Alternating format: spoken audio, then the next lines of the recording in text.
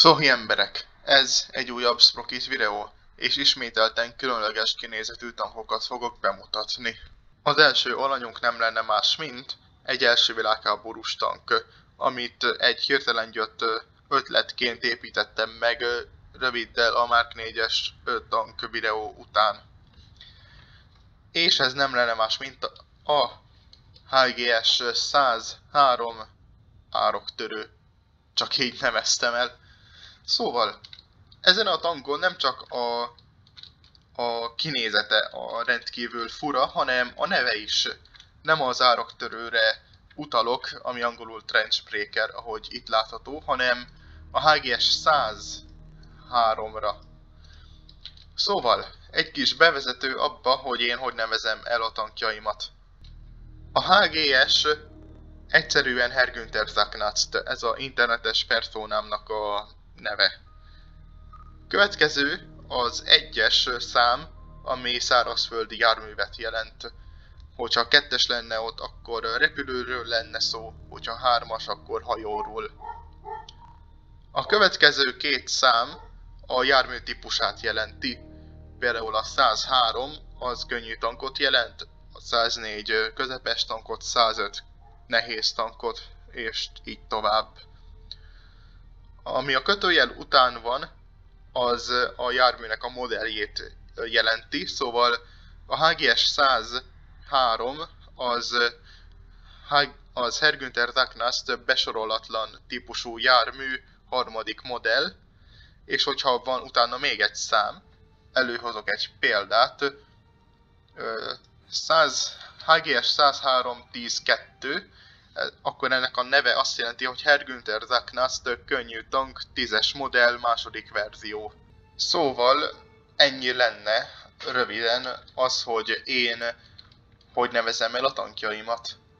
Szóval ez, ahogy az összes első világháborús tankom 100-as számot kapott, mert egyszerűen basztam rá besorolni, és ez besorolatlant jelent.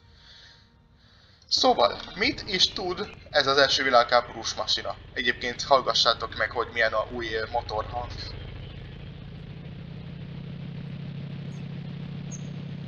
Szóval a motorhang egyébként változik az alapján, hogy milyen köbcentis a motor, meg hogy hány hengeres. Szóval ilyen dinamikus motorhangokat kaptunk, ami nagyon menő. Szóval ennek van ugyebár 2 ágyúja, attól függően, hogy mennyire tudok célozni előre, vagy egyiket sütöm el, vagy másikat, és meg tudom csinálni azt, hogy eztet teljesen oldalra irányítom, ezt is teljesen oldalra irányítom, és így úgy néz ki a tank, mintha ölelést akarna adni. Na de, mint ahogyan tudjuk, a tankok nem jók abban, hogy ölelést adjanak, mivel konkrétan arra lettek csinálva, hogy más tankokat megöljenek, és a személyzetet bennük, meg a gyalogságot. Szóval ez egy ilyen kis oximoron, ha lehet így mondani, ebből a tekintetből. Na de, ez mindjárt mondom, mekkora átütése van. Van 38 mm átütése, ami bőven elég egy másik első világháborús tank kinyírására. Szóval ja, ez van. Szóval a következő tank egy két világháború közötti design lesz, és akár hiszitek, akár nem, én ezt már egyszer megépítettem egy videóban. 2 évvel ezelőtt. Egy crossout videóban. És ez nem lenne más, mint a HGS 105-11 Cherubim. Szóval mi is a Cherubim szónak a jelentése? Ez egy fajta bibliailag pontos angyal. És ennek a bibliailag pontos angyalnak elől ember arca van, hátul sas arca, és a feje két oldalán oroszlán és marha arca. Szóval, ugyanúgy, ahogy ennek az angyalnak a feje 4 oldalán 4 arc van, ennek a tanknak a 4 oldalán van 4 ágyú. És ahogy a Crossout videóban megmutattam, hát ez egy olyan fura design, hogy még nem is tud lespavnolni bugok nélkül. Oké, szóval ahogy a Crossout videóban is megmutattam, meg tudom csinálni ezt. Ugyebár 4 sarka van ennek a járműnek, és minden saroknál meg tudom csinálni azt, hogy egyszerre 2 ágyúval célzok az ellenfélre, és ez a rohadt menő. Viszont van egy olyan helyzet ebben a játékban, hogy ugyanaz a billentyű kulcs van arra, hogy váltsuk a lőszert, AP-t vagy APH-et, és hogy váltsuk a tüzelési csoportot. Ami azt jelenti, hogy nem tudunk tüzelési csoportot váltani. Szóval permanensen ez az első ágyú van beállítva fő ágyúnak, és nem tudok váltani a többi között. Viszont így kurzorral és ezzel a vörös kereszttel tudok célozni oldalra meg hátulra, csak hát nem valami kényelmes. Keressünk egy célpontot, legyen ez anyádat. Oké, próbáljuk meg újra, csak most a hátsó ágyúval fogok lőni. Hát nem valami kényelmes a célzás, de megoldható.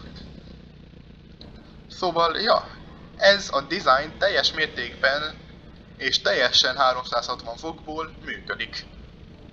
A harmadik design ebben a videóban egy második világháború közepi időszakból származó páncélvadász lesz, és ez nem lenne más, mint a HGS 106-11-5 Narvál.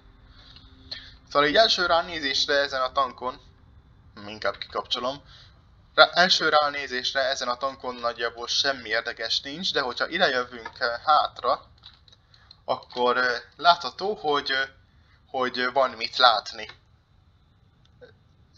Ezzel így nem mondtam nagyon sokat, de a nyitott tetejű páncélvadászok, amiken torony is van, olyanokra gondolok, mint például a Hellcat vagy a Wolverine, nem lehet belátni a tanktestbe, mert a toronygyűrű az nem így működik. Én viszont megcsináltam azt, hogy be lehessen látni, és hogy legyen valamennyi dekoráció belülről. És ez teljes mértékben működőképes dekoráció. Forog a toronnyal, és ahogy látható, a ágyúnak a belső része, amit általában nem lehet látni, az mozog az ágyúcsővel együtt. És ez egyébként egy nagyon könnyen páncélozott és gyors páncélvadász, egy nagyon mesterlövés stílusú ágyúval. Szóval ja, ez teljes mértékben működik, lehet látni a torony belsejét, és ez szimplán egy nagyon menő kreálmányom. Igazából nincs nagyon mit ezen mondani többet, mert hát csak ennyi, hogy lehet belátni. Akkor el is szeretnék köszönni ennek a HGS 110-3-3 röviden Kolibrinnek a társaságában. Szóval ennyi is volt ez a videó. Ha tetszett, dislike, ha nem dislike, aki akar, le is iratkozhat. Csőztök!